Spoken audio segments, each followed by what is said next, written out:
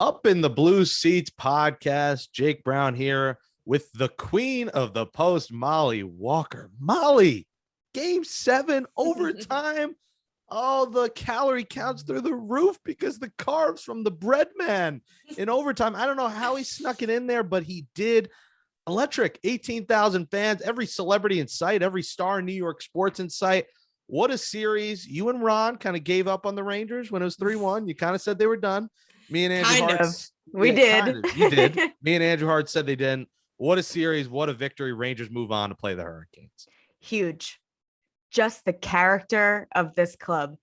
And yes, I did say that I felt like they were dead in the water after game 4. And, so did Ron. So did a lot of people, I think. But it's in the makeup of this team. I mean, the first in Stanley Cup playoff history to record 3 come from behind victories in elimination games within the same series. Third Rangers team in franchise history to overcome a 3-1 series deficit.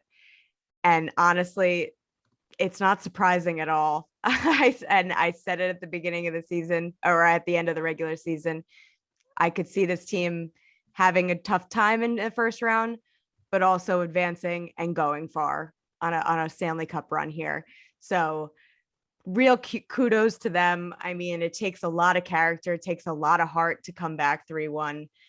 It was really exciting. Just the fashion in which the games unfolded. Ryan Lindgren comes back, gives the team a boost, is heavier in all aspects. Tyler Mott miraculously is ready to go after sustaining a significant upper body injury. Who knows what that was? Separated shoulder. My guy's back out on the ice. Just, being the little energizer bunny that he is. The Rangers' top guys, after having a pretty tough series, come out in games 5, 6, and 7. So it was well deserved. Sidney Crosby played in the final game, and Mika Zibanejad still had a great game. So you could put that narrative to bed. Really, just can't say enough good things about this series, and really made my job a lot easier to write about. Lots of fun stuff. And listen, our friend Larry Brooks said Mika Zibanejad was the guy to look out for. And he's like, all right, let me save it for game 6 and 7. And he did. I mean, that shot was a laser beam that he put in the back of the net. Did you think that was a high stick? The one that, the call stood that it was a goal. Everyone in the building felt it was a high stick. Did the rest make the right call? Ranger fans probably aren't going to like that I'm going to say this, but I'm such a proponent that if it was a really cool goal and it was great and it, and it looked really good, you got to let that stand, and you got to hand it to Jake Gensel. He was tremendous in this entire series. That hand-eye coordination right there was just spectacular. It could have gone 50-50. I think that his stick was a little high. But in that moment, just the way that he kicked the puck up into midair, for crying out loud, and banged and batted out of midair. So it looked great. It was an awesome goal, and it kind of was, 50-50. So I feel like in all of those situations, it's always going to be a good goal, but I can understand Ranger fans' frustration. Every single goal that went under review this series went in the Penguins' favor. And you know what? That's just added to the list as just another thing that the Rangers were able to overcome in this series. Gunsel or Ronaldinho? He kicked that thing up to himself. I thought we were watching a game of football out there, not hockey. It was electric atmosphere. The fans really brought it. And before the game, the Jari chants began, and it was fun to see because they had to give it back to the Penguins fans. And Mollie, I thought the crowd did a good job. We talked about how they needed to bring the heat. We both did a little SNY hit Sunday and said, the crowd needs to bring it. I felt they did after what we saw at PPG Paints Arena. Absolutely. I think that it was so necessary considering what PPG Paints Arena did to Shesterkin. I mean, I felt terrible for him. I really did. It was tough to watch at times and tough to listen to, because you could only imagine, knowing what such a competitor Shesterkin is and the standard that he holds himself to, how much more difficult it was to hear them just raining all over his parade. And we asked him, once we finally got to talk to him after game 6, just how difficult it was to play in that building. And he admitted that it was, he said it was difficult. He acknowledged it. Because I mean, it would have been crazy if he didn't, because it obviously did play some part into it. But he had the great quote, when they say Igor, I just say, okay. And that's Igor Shesterkin right there. That's the competitive fire that, makes him so great and, is going to lead him on a path to success here. Yeah, that quote blew up all over the place. I saw it on every Rangers fan's Instagram story in the world. That was a boss quote. That is an absolute flex. I say okay. And he made some just dazzling saves last night. I mean, he played his best. He saved the best for last, Molly. And it was fun to watch some of those saves. There were times he was down. You're like, how the hell did he make that save? And they needed it because the Rangers were outshot. In some ways, you could say they were outplayed and still found a way to win. So, the future Vezina winner does it again for the Blueshirts. Yeah, he's an absolute showman. That's, I think, when we had. Is he the greatest showman? Is he Hugh Jackman of the Rangers? Honestly, I could have bet money that you were going to say that to me. No, but I remember when we had Jillian Kemmerer on the show, we asked her to compare Igor Shesterkin and Ilya Sorokin. And that's what she said, is that Igor is such a showman. And, that is a trait that you have to have when you're in New York. That is how you make it in New York. And 42 saves last night for him. I mean, this is who the Rangers are. This is the Rangers team. When they are at their best, Igor Shesterkin is at their best. Their top 6 guys are at their best.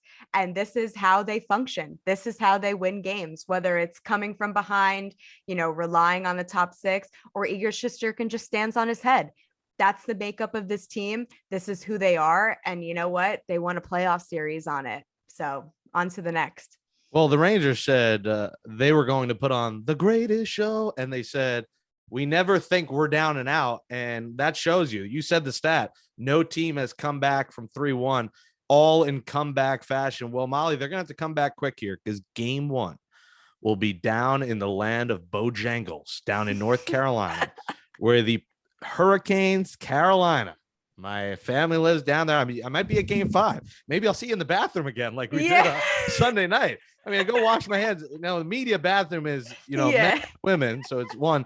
So it was the nice worst thing in the world. I would like to mention. I've never seen someone wash. If you're listening, do something about the media bathroom. It is so wildly uncomfortable. Please help a girl out. I've never seen someone wash their hands quicker than Molly trying to get the hell out of that bathroom. I'm like, oh, hey, I know you. How was your bathroom session? A little awkward, but check that off the bucket list. See Molly washing her hands in the bathroom. Anyways, all right, game 1 Wednesday, Carolina. Now, this Rangers team struggled mightily in the regular season. But listen, the Penguins struggled mightily in the regular season of the Rangers and took them to 7 games. Yep. Break down this series for us because this is going to be a tough one and no home ice advantage here in round 2. It's going to be tough. It's going to be really, really tough. If they thought the Penguins were tough and the Penguins were pretty depleted, they lost Brian Dumoulin, Brian Boyle, Sidney Crosby for a game and a half. Tristan Jarry, their number 1 goalie, was only in game 7. They were riding their 3rd string backup. So if they thought the Penguins were tough, Carolina is going to be a whole nother animal. And a lot of the storyline, unfortunately, for the Rangers is we got to go back to the 2020 bubble playoffs. Obviously, completely different circumstances. They're playing in front of buildings with crowds now, which totally makes a difference. They're not in an isolated bubble in the middle of a pandemic in Toronto, Edmonton. It's a completely different circumstance, no doubt. But it is, there are a couple of new additions for the Rangers, but at the core, it is the same Rangers team. So they were obviously swept in 3 games in pretty disappointing fashion. They really didn't even put up a fight, it felt like. So this is an opportunity for the Rangers to really show how much they've grown and at the very least get a couple games in against the Hurricanes and see what they can do in this second round setting. All right, I'm not going to ask for your prediction because I already know you're taking Carolina in this series. Am I right? Yeah, I want to say Hurricanes in 6. I think that the Rangers can get a couple here. I do. I think that Chris Kreider and Mika Zibanejad, they can taste it. They are just they've been waiting so long for this opportunity. Chris Kreider said it's a long time coming. Mika Zibanejad, you know, just talked about how much he's been looking forward to this moment in his Rangers tenure. So I think that now that they're on to the second round and they really did get a step closer, I think this Rangers team is going to really see what it's made of. And I'm saying Rangers in 7. I think they ride this comeback trail and win game 7 on the road in Carolina. You know, I spoke to a lot of fans at the game, and we'll hear some reactions from them, but you know, they were very happy with the season no matter what happened in the first round. So I think fans are even extra happy that they won a round, and this is a battle tested team now that could take that into next year. Well, Mollie, thanks for joining the show today, and make sure you subscribe to Up in the Blue Seats wherever you get your podcast. Mollie Walker and Jake Brown signing out.